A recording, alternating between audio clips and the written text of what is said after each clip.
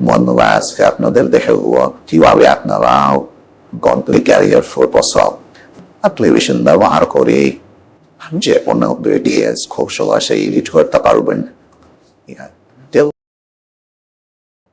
এখানে আপনারা ফটোশপটি ওপেন করে নেবেন। ওপেন করার পর উপরে ফাইল অপশন থেকে ওপেনে ক্লিক করবেন। তারপর আপনার কম্পিউটার ডিসপ্লেতে চলে আসবে। সেখানে আপনার নির্ধারিত পিডিএফটির যে ফোল্ডারে রয়েছে সেই ফোল্ডারটি নির্বাচন করবেন।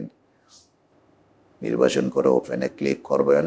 এখানে রেজুলেশন 300 এবং মোড RGB কালার রেখে আপনার নির্ধারিত পিডিএফটি ওপেন করবেন।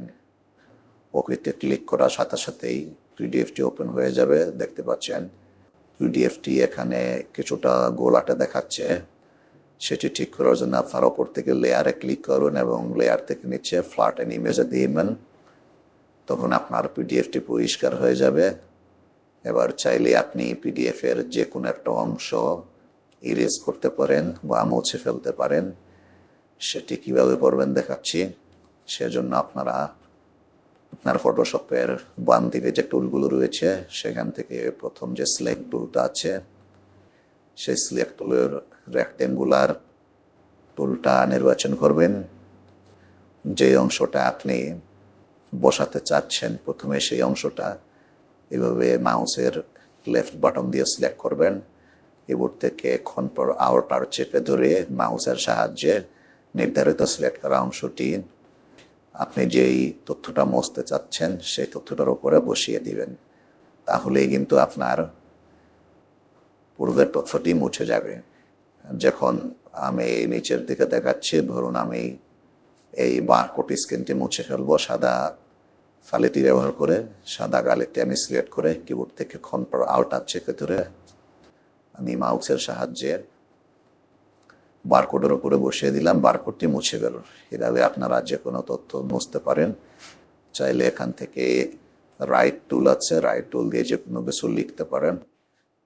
ভিডিওটি বড় হয়ে যাবে, সেজন্য আমি দেখালাম না, হয়তো অন্য আরেকদিন দেখাবো। এরপর আপনারা কিবোর্ড থেকে Ctrl+Shift+S বাটন চেপে ধরে ফাইলটি সেভ করতে পারেন।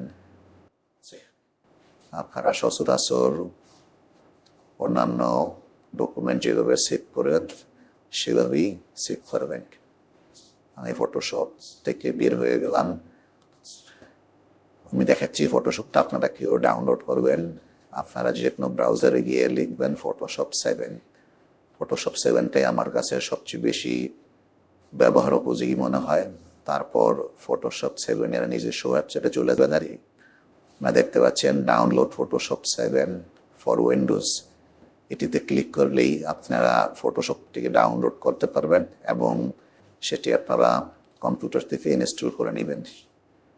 তো আশা করি বুঝতে পেরেছেন কিভাবে ফটোশপের মাধ্যমে যে কোনো ইমেজ এবং পিডিএফ খুব সহজেই আপনারা এডিট করতে পারবেন এবং ব্যবহারের উপযোগী করতে পারবেন।